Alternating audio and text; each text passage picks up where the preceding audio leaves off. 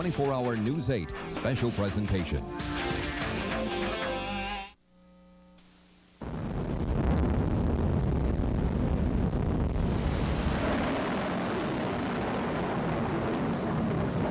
everything out?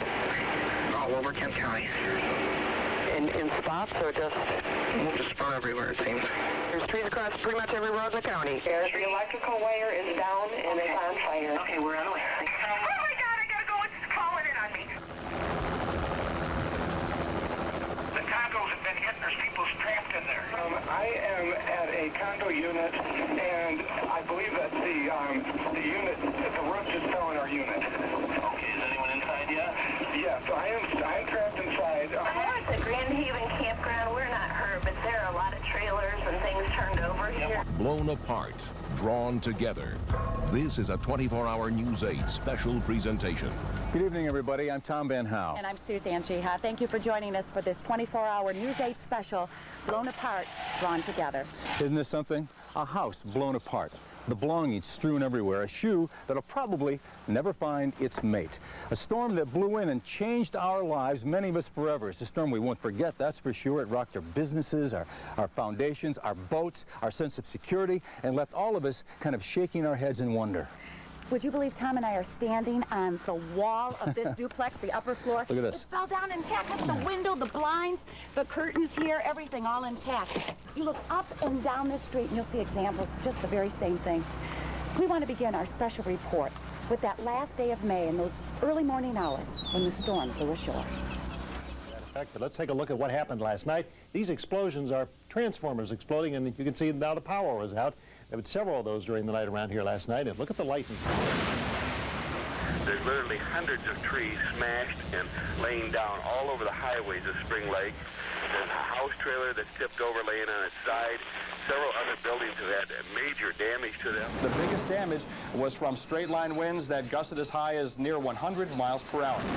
We are at the Ford dealership located on the corner of Old Orchard and Alpine in the city of Walker. You can see the storm actually whipped the roof right off the service garage here at the Ford dealership. And just to give you an idea of how forceful these winds were, we found this chunk of concrete about 100 feet, rather about 100 yards from the back of the dealership where a whole brick wall came down. We have reports of hundreds, maybe thousands of trees throughout the area in West Michigan that are down. That would mean thousands and thousands of people are without electricity. Besides the building collapses we talked about a little bit earlier, 92-mile-per-hour wind gusts, the highest we've seen in the area at Peach Ridge. That's in northern Kent County.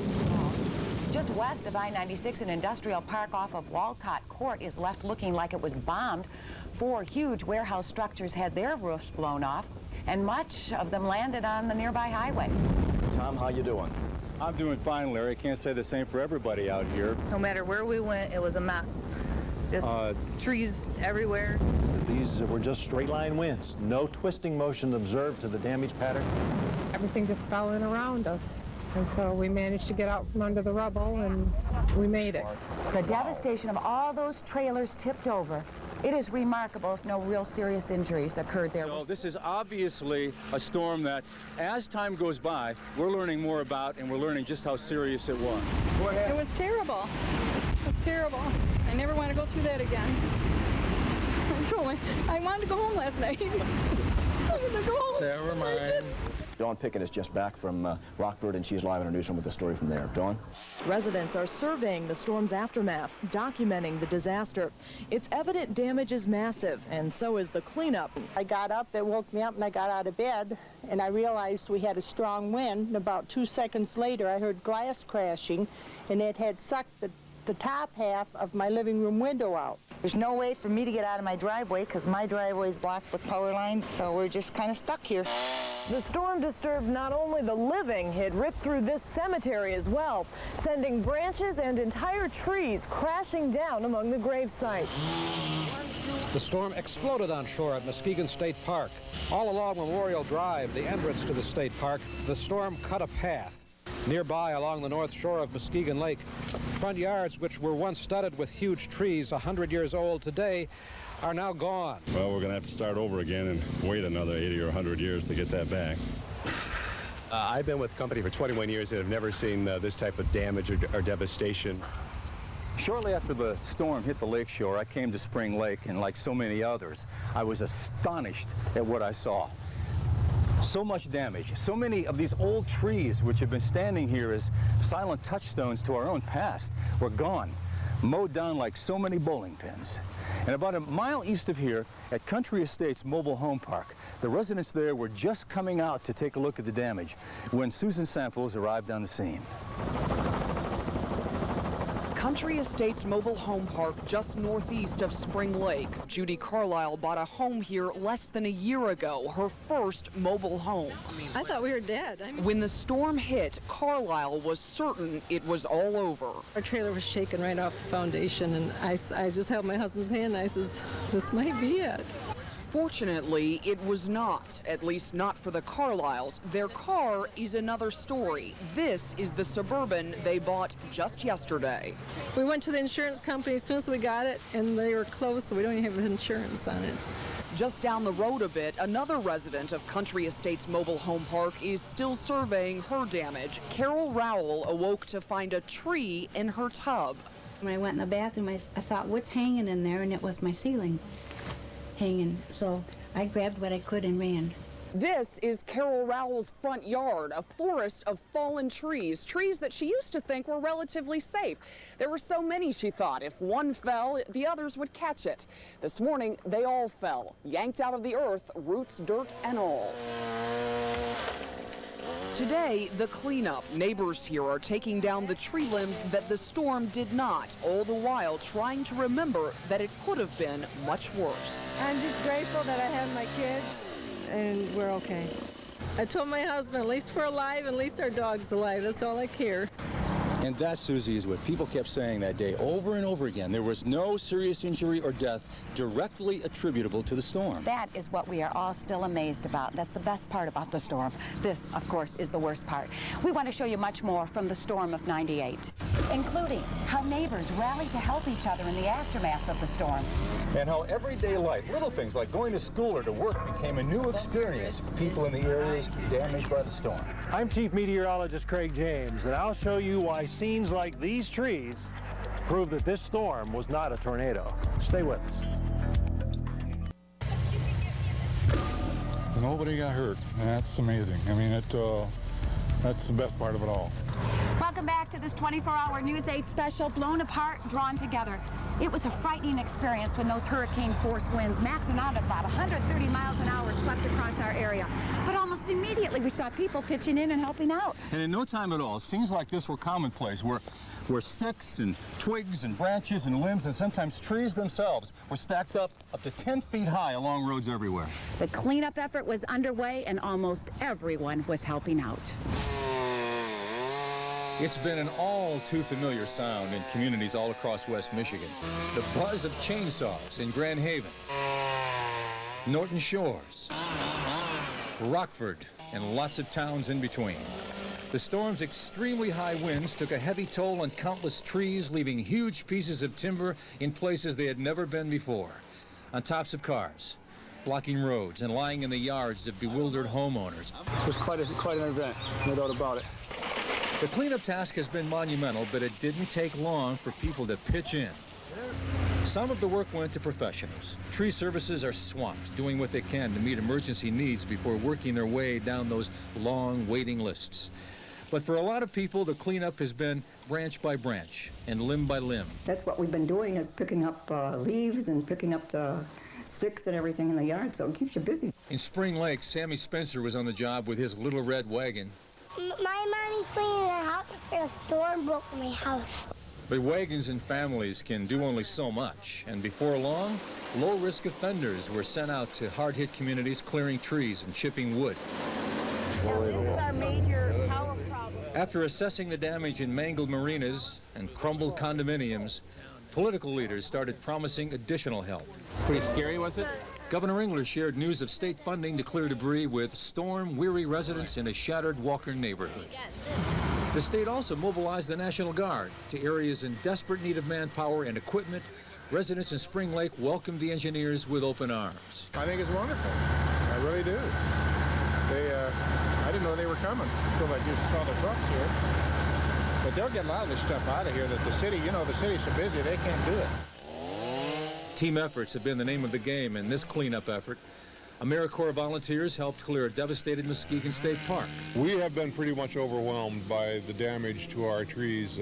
Thousands of trees are down. There are trees that are hung up. There are trees that are potentially very dangerous. But whether in state parks with thousands of downed trees or neighborhoods with dozens, a familiar message echoed with the chainsaws. One's hurt. We just got a lot of work cleaning up, but that's not a big deal. As the cleanup continues, the damage estimates are starting to come in. And the state officials tell us that we're talking in the tens of millions of dollars, and that's a number that's likely to go up as the assessors get more and more involved. Big numbers by anybody's standards. Nobody understands the impact of this storm better than the people who live here on Nolan Avenue in Walker. Under these conditions, with such devastation and loss up and down this street, it would have been so easy to buckle. But as Don Pickens reports, that's not what happened here. In a neighborhood where homes are ripped apart and life is in flux, Dawn Julian's driveway is an oasis of comfort. It wasn't planned, it just happened. What happened was generosity.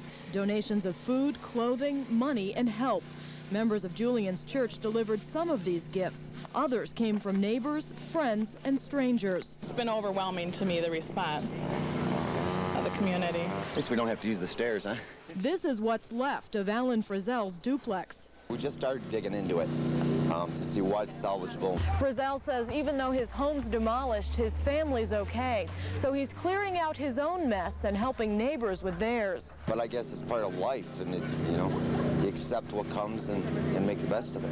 Irene Stankis's rental house is no longer a home. When her living room went with the wind, she went down the street to Julian's house. People are wonderful. They need a medal. I wish I could help. Fairview Apostolic Church pastor Charles Colgrove doesn't live in this area, but says he wanted to help. For now, this man of God is a man with a chainsaw who sees blessings in the storm. This is a pitiful situation. But what it does, it brings people together. We get so far away from our neighbors. It takes something like this to make us neighbors. It is so easy to see the unity in the spirit here. They set up a tent, they all come together and have all their meals together here. Got a generator going to power everything they need, all the refrigerators. Business has been donating all the food and the pop and other supplies. It's a real neighborhood here. Very much so. It's the kind of spirit that has really characterized so much of what has happened since the storm came through. These people, as a matter of fact, call that storm day Miracle Sunday. First of all, because nobody got seriously hurt, and second of all, because in this case, they all got to know each other by meeting here every day. Well, that's the kind of spirit we have more stories about when we come back. Good people. It's amazing how much is actually kicking in as far as support and help throughout the community. I was just crouched down looking at the roof, waiting for it to come down. Welcome back, everybody. You know, it seems that every time there's a disaster somewhere in the world, West Michigan people are so ready to jump in and help out. Over the years, Tom, how many times have we reported about our people, our local companies, going or sending relief to tornado-stricken areas in the country, hurricane floodwaters, even winter storms? So often. Now we're finding ourselves on the receiving end of some of that help. Some of these guys behind us, for example, are from Reed City. There are some others from out of state who are helping restore power. But in many cases, we're helping ourselves. Maybe if I got up here, I could do it, BC. When you've got a few 100,000 people in the dark, you don't find additional help down at the corner drugstore. You need experienced workers. So more than 100 repair crews came from out-of-state power companies to help get people back online. People come out and bring you coffee, sandwiches. They're really nice. The American Red Cross brought its mobile unit offering food to those involved in the cleanup effort. Volunteers staffed 3 units that made their way into the neighborhoods hit hard by the storm. In no time, a mobile crew from Meyer stores and staffed in part by TV-8ers showed up to lend a hand. Sandwiches, sodas, and a couple of smoke detectors. Here you go. Thanks. Thank you very much. If your power's not on, at least you have some sort of a... Yeah. And not far away, the 5th graders at Walker Station Elementary canceled a science trip to collect money for storm victims by washing cars. It makes me feel good because I know that I'm helping out. A lot of people over the past week gave of themselves by helping others in a time of need. That kind of support is truly amazing. Look at what's going on here. This is Nolan Avenue in Walker. Every night, the residents of this community get together, they commiserate, they entertain one another, they eat their meals together. In so many cases in this recovery effort, the people offering the assistance are no better off than the people receiving it. In just a few minutes, we're going to give you some phone numbers you can call if you want to help. So get your pen and paper ready. Slowly but surely, the residents in the hardest hit areas began putting their lives back together and getting back into the routines of going to work and going to school. But even those places weren't necessarily spared. Take a look at this. This is the cafeteria at Kennewa Hills Middle School. The roof is gone. It was only a week old. There's no power. Susan Samples has the story. Welcome to Mr. Lefebvre's language arts class, where students are being enlightened amid darkness. Matt Smith's biggest complaint, no computers. You can't do anything on the computers, you can't type, you can't really play any games or anything, you just gotta work. So. It's weird that we don't have any power. You don't know what time it is. We can't see our lock combinations or nothing. There's no clocks or computers or anything. And little light. The brightest room in the school is the one the children cannot enter, the cafeteria, seriously damaged in Sunday's storm. Students had to bring lunch with them today.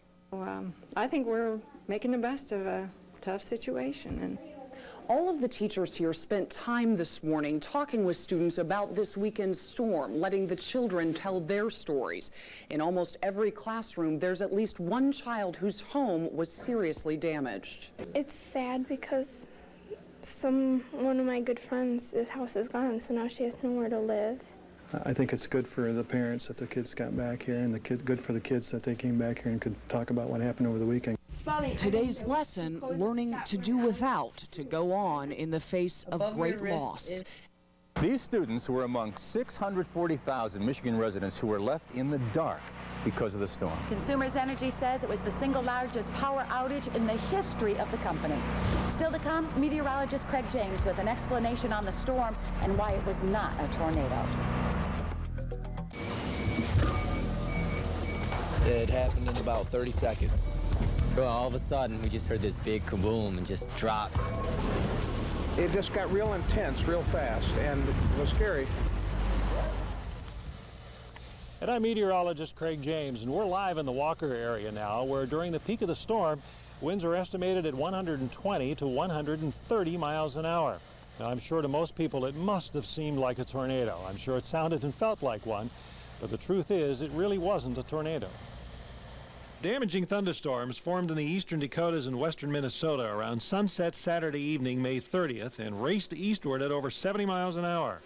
100-mile-an-hour winds ravaged several locations in Wisconsin before the storms arrived along the Lake Michigan shore around 4 a.m. on Sunday. We do have a severe thunderstorm warning just issued. Warnings were issued for our area as much as 1/2 hour before the storms hit. However, sirens were not sounded since no tornado warnings were issued. How could these storms produce such strong winds if there were no tornadoes? Well, these storms formed directly underneath an unusually strong jet stream that was blowing west to east at speeds of 160 miles an hour. The storms became so intense that, in essence, they transported some of the jet stream winds down to ground level, arriving in bursts up to 130 miles an hour. Now, it's easy to see why many people thought that this was a tornado. 130-mile-an-hour winds can certainly sound like one, but look at the damage. All of the debris is facing generally the same direction. Had it been a tornado, the debris on the south side of the damaged path would have been facing one direction, while the debris on the north side of the damaged path would have been facing the opposite direction. All of the damaged sites surveyed showed a pattern totally consistent with what we know to be true about strong straight-line wind gusts. Meteorologists have in the past 20 years applied the Spanish word derecho, which means straight, to this type of storm. In West Michigan, we have had derechos, although not as strong as this one, most recently in July 1995 and July 1991. Probably the strongest derecho was recorded in July 1977 when winds exceeded 150 miles an hour along a 200-mile-long damage path across northern Wisconsin. In our area, winds from this current storm were estimated at 120 to 130 miles an hour in both Spring Lake and Walker, up to 100 miles an hour just southeast of Howard City, and to 90 miles an hour in Zeeland. So your best bet for notice of approaching severe weather, especially at night, is to own a NOAA weather radio with an alarm. And that will wake you up should the National Weather Service issue a watch or a warning for your area. And a lot of people, of course, with this storm were asleep. Yeah. They didn't hear that the warnings were issued. That was really good. I understand it now. Well, good. And that's something. And that's something. And if the storm hits and your power's knocked out, you're not going to hear it or see it on TV or radio. You can have a battery-operated NOAA weather radio. Okay. That'd be great. Well, even though a lot of help has already come in, that is not to say more is not needed. If you want to help, if you want to volunteer your time or make donations, we have some numbers for you you'll see on your screen. You can call the American Red Cross at 1-800-482-2411, Monday through Friday, 9 o'clock to 4 o'clock. Or you can call the Salvation Army at 459-3433, extension 341. And those agencies will tell you exactly what you have to do so you can help out. Also, if you would like a copy of our special report, Blown Apart, Drawn Together, you can call Wood TV 8 at the number on your screen. That number is 771-9764, and we will get you a copy. And all of the money, we're going to charge you $10 for it, but don't let that make you feel bad. All of the money goes to the American Red Cross Relief Fund. So, here we are. Thank you very much for spending this half hour with us as we relive the storm of '98. It's something none of us will soon forget. It's been a difficult 1 week and 1 day for many people here in West Michigan, but their faith and their unity brought them together, as we see. Have a good evening. Good night, everybody. It's terrible that the trees have fallen down and wrecked a lot of things, but at least everyone's all right, safe. I mean, that's really what it comes down to, is that everyone's all right.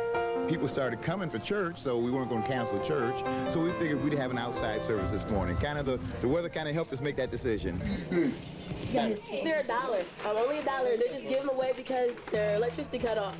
It's pretty cool.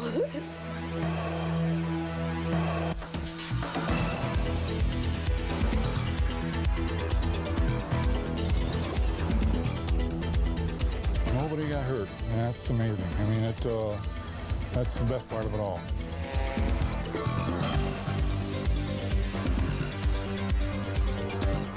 I guess it's part of life, and you accept what comes and make the best of it.